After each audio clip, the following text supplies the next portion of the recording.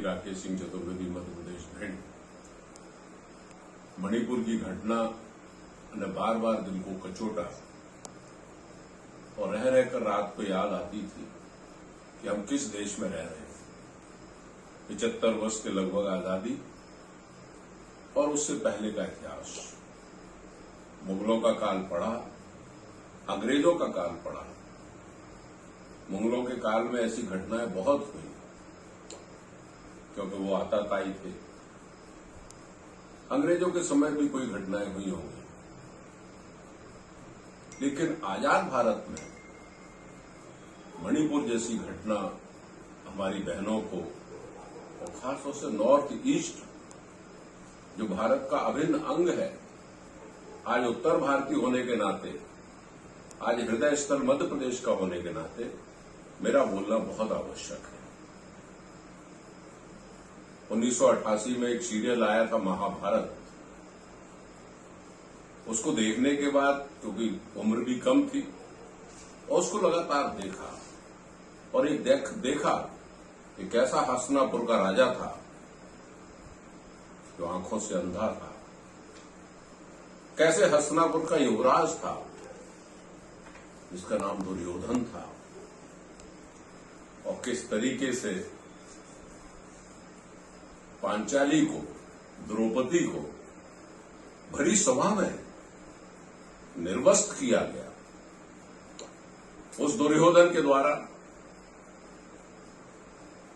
उसके भाई के द्वारा, दुशासन के द्वारा, और सभाएं देखती रही।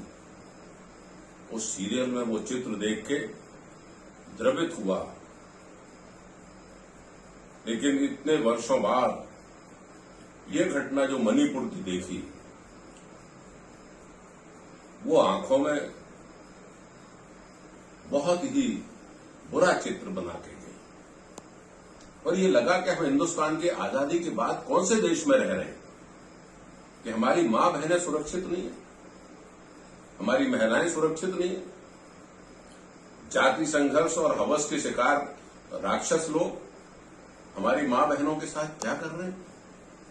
और वाह, 140 करोड़ मेरे भारतीयों, मेरे भाई बहनों, मेरे उत्तर भारतीय भाइयों, आपका जबान तक नहीं खुल पा रही, आप गलत को गलत नहीं कह पा रहे।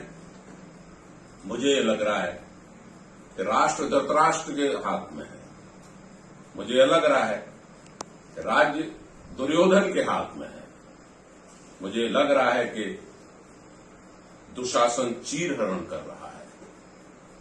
तब ये बोलने का मन करता है कि हम आजादी के बाद क्या हमने हासिल किया है, देश को किस रास्ते पर ले जा रहे हैं। इससे तो हमारे पूर्वज ज्यादा बेहतर थे जो नदियों और जंगलों के किनारे अपने बच्चों को सुरक्षित रख पाते थे। हम किस मुंह से ये कह सकते हैं कि नॉर्थ ईस्ट हमारा भारत का हिस्सा है।